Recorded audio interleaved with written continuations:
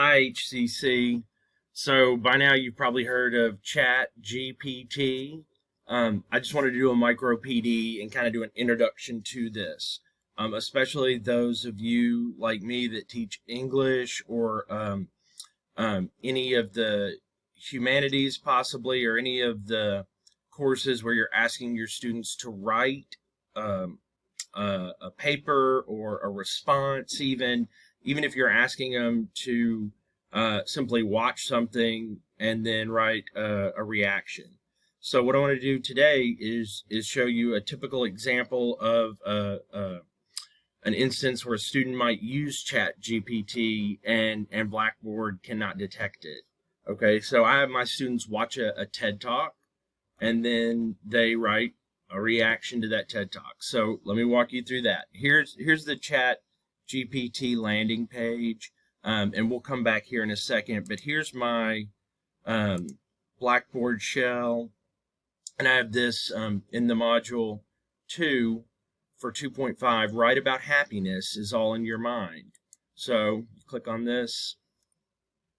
Write a paper about a page in which you report your understanding of what Jen Kalsang Nema says about happiness in her TED Talk.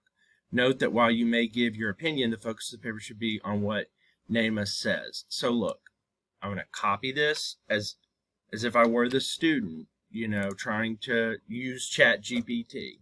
So I've copied that information. I go back to ChatGPT. I've already opened an account with him, which just needs an email. You go try ChatGPT. So look, it gives examples. It has this box here, and I'm just going to paste in, the information, the question. And look, it's already generating this response. Okay, so the student has not watched the TED Talk. The student has just copied the prompt into ChatGPT. And look, it's still going. And all of this is accurate to the TED Talk video because the ChatGPT knows exactly what it's been asked to do. So it's producing this. I can stop it at any point, but I'm going to let it keep going. While it's doing its thing, I'm going to go here and go to a student preview. So I want you to be able to see this, like what actually happens during a submission if a student submits. So in this student preview here for what is happiness, and let me go out of that, module 2, week 2, 2.5, write about happiness is all in your mind. Go there to view attempts.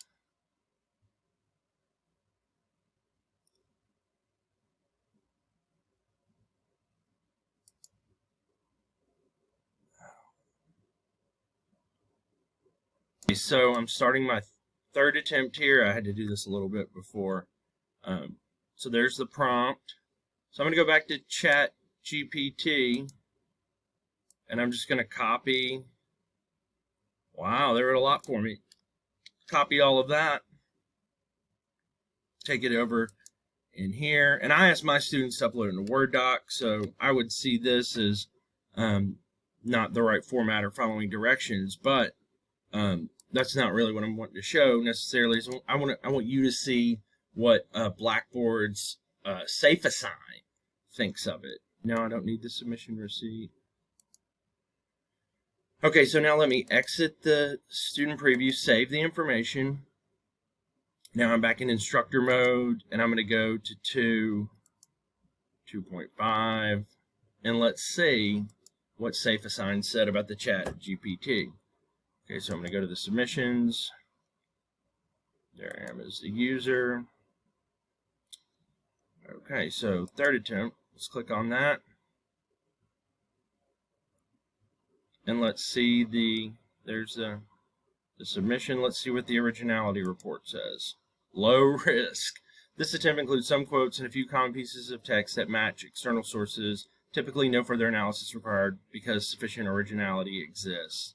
So SafeAssign would not catch Chat GPT assignment like that. I would probably then read this as the instructor,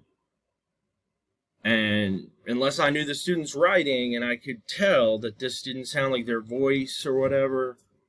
I mean, if I'm just looking over this, I think the student has watched the TED Talk, and I think that this is like a valid grade or whatever. And SafeAssign is not going to indicate any different. Okay, so what do we do about this? What do we do, right? Basically, software to counter ChatGPT. You look at these timestamps. This stuff was from December and January. We've got the 9 best ChatGPT detectors and one tool to beat them all. Student builds ChatGPT detection app to fight AI plagiarism. So this is a thing that's currently happening now in our educational paradigm. And this is something we're going to be seeing. Hopefully Blackboard get some software included in there that goes with the SafeAssign and can tell if this has been likely generated by an AI or not. But there are some resources. So Sherry Thompson mentioned this to me, like she's on the cutting edge here. Sherry said, hey, what about this thing? And I started looking into it. And also, like a day or two after that, the Scoop put out something on it. And then I was in a PD peer team meeting, and Paige Brooks Jeffers suggested, hey, we could do something on the ChatGPT because that's a thing. And I was like, oh yeah, students are already talking about it in class. I've had one student bring it up and maybe jokingly or not jokingly say, well, he's tried it just to see what would happen. I mean, I don't know. I didn't know really how to respond. I just said, well, I think I would know if it, Anyway, so hopefully we get some ways to counter this. This is a micro PD, so I'm trying to keep it short. But I encourage you to go to ChatGPT, enter your information, email address to get a login, check it out, do what I did, copy and paste some of your questions in there, see what it comes up with. And I guess we're going to have to tackle this head on, so don't shy away from talking about it with the students. Don't recommend it or anything, obviously, but I would bring it up, see what they think, see if they think that it's easier or better or whatnot. Anyway, I hope you all have enjoyed this micro PD. Just kind of introduce you to ChatGPT, and we'll be offering some more trainings as we find out and learn more information on how to counteract this. All right, everybody, have a good day.